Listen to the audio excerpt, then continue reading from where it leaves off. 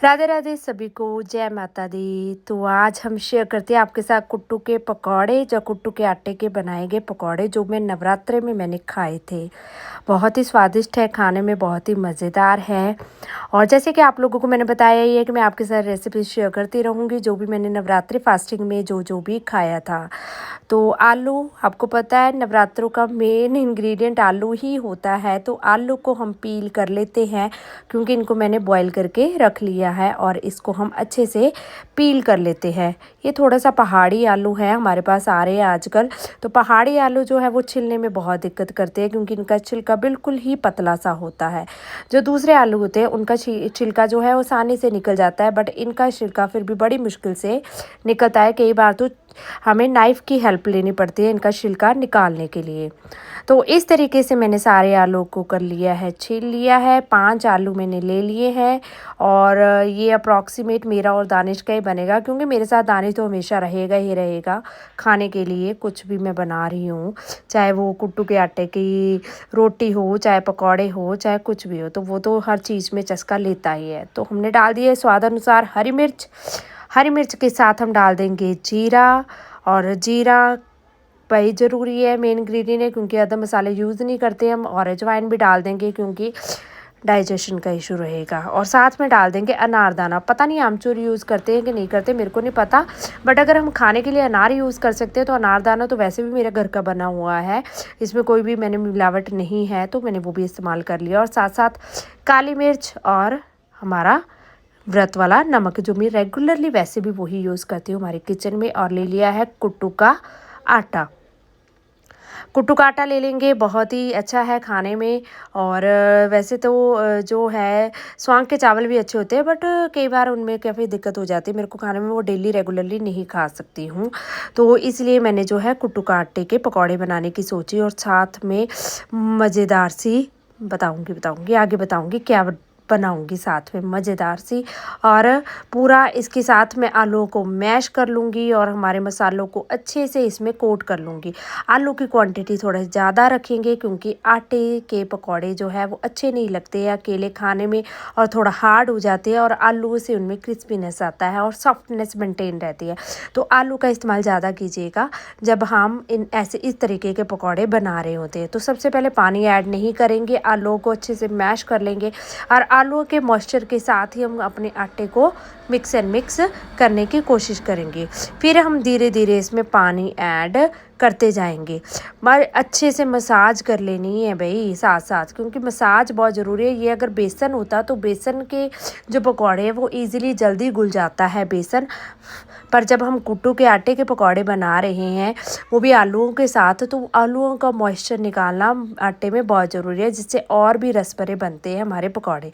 अब धीरे धीरे करके पानी ऐड करते जाएंगे, जितना भी हमने पतला रखना है अपने बैटर को, उस हिसाब से मैं इसमें पानी ऐड करती जाऊंगी और अच्छे से मिक्स करती जाऊंगी।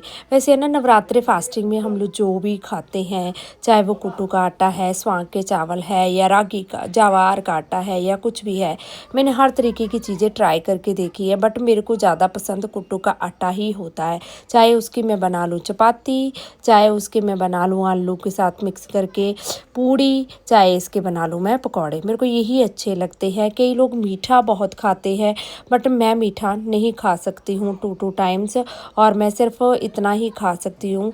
और कई लोग तो मीठा का ज़्यादा इस्तेमाल करते हैं, बट हम नहीं कर पाते हैं, क्योंकि मीठा इतना पसंद मेरे को नहीं है। और घर पे सिर्फ फास्टिंग वाली मैं ही होती हूँ, और बाकी सब ने नॉर्मल खाना खाते हैं। तो उस हिसाब से मेरे को जो भी ईजी रेसिपीज़ लगती है, जो मेरी मम्मी की सिखाई गई रेसिपीज़ होती है, उनका ही मैं इस्तेमाल ज़्यादा करती हूँ। बाकी मैंने बहुत कुछ यूट्यूब पे देखती हूँ, पर नहीं बनाती हूँ सच में, तो मैं वही फॉलो करती हूँ जो मेरी मम्मी ने बनाया। तो इस तरीके से मेरा हो गया है बैटर रेडी, और मैंने ऑयल भी गर्म करने के लिए रख दिया था, और ऑयल भी हमारा अच्छे से गर्म हो चुका है। अब हम पकौड़ियों को अच्छे से तलना शुरू कर देंगे। तो धीरे धीरे करके तेल हमारा काफ़ी गर्म था, तो मैंने सिम पे रख दिया है तेल को, और क्योंकि हम इसको अंदर तक सेकेंगे ताकि अच्छे से सिक जाए पकौड़े। और इनको धीरे धीरे करके हाथों की हेल्प से ही थोड़ा थोड़ा करके बैटर जो है ऑयल में पोर करते जाएंगे और पकौड़ियों को तैयार करते जाएंगे। तो इस तरीके से हमारे पकौड़े बनते हैं और अनइवन शेप ही रहती है इनकी, हम शेप नहीं दे पाते हैं क्योंकि कुट्टू का आटा हो, हमारा जो दूसरा आटा है नाम नहीं आ रहा मेरे को याद, तो उनका जो भी इस्तेमाल हम करते हैं तो मेरे से शेप नहीं बन पाते क्योंकि जो पानी मॉइस्चर अपने आप छोड़ देते हैं ये आटा थोड़ी देर बाद। तो इस तरीके से हमारा पहला बैच रेडी हो चुका है, बहुत ही मज़ेदार, खाने में टेस्टी, और आलू तो देख के बड़ा मज़ा आ रहा है। तो इस तरीके से मैंने सारे पकौड़ियाँ इसमें निकाल दूँगी हमारी डिस्पोजेबल प्लेट में, जिससे क्या होगा, ऑयल जितना भी रिलीज़ होगा वो प्लेट पे आ जाएगा। ठीक है, तो हमारे पहाड़ों में तो ये तो फ़ायदा तो है कि हमारे यहाँ कागज़ की प्लेट्स बनती है जिसके ऊपर हम अपने ऑयल का जो भी स्टफ़ होता है उसको हम रख सकते हैं और आगे ऑयल वो निकल जाता है। तो इस तरीके से मेरा पहला बैच हो चुका है रेडी। दानिश तो इतना उतावला था खाने के लिए, मैंने तो फिर भी उसको रोका कि ना भाई अभी रुक जा, पहले पकौड़े बनेंगे, फिर माथा टेकेंगे, फिर उसके बाद हम प्रसाद ग्रहण करेंगे। ठीक है जी, तो आप सब्र कीजिए अभी थोड़ी देर के लिए। तो फिर इसके बाद दूसरा बैच मैं निकालने की तैयारी कर देती हूँ। इतने से आटे में मेरे से 2 ही बैच तैयार हुए हैं और 2 बैचों में बहुत सारे पकौड़े बन के रेडी हो चुके हैं। तो इस तरीके से मेरे रहे कुट्टू के आटे के पकौड़े जो कि खाने में बहुत ही स्वादिष्ट थे। और ये रहा मेरा दूसरा बैच, और सुनहरा ब्राउन होने तक हम इसको फ्राई कर लेंगे और अच्छे से इसको अब हम हमारी प्लेट पे निकाल देंगे। तो ये रहा मेरा दूसरा बैच और ये रहे हमारे कुट्टू के आटे के पकौड़े। पता नहीं आप लोगों को कैसे लगेंगे देखने पर सच में बहुत ही स्वादिष्ट बने थे खाने में। और आप भी ज़रूर व्रत में ट्राई कीजिएगा, ये मेरी मम्मा की रेसिपी है, माँ की दी हुई रेसिपी कभी भी फेल नहीं होती है। और जी बना लेते हैं थोड़ी सी मज़ेदार चाय, फुल ऑन कप भर के दूध की ही चाय बनाएंगे।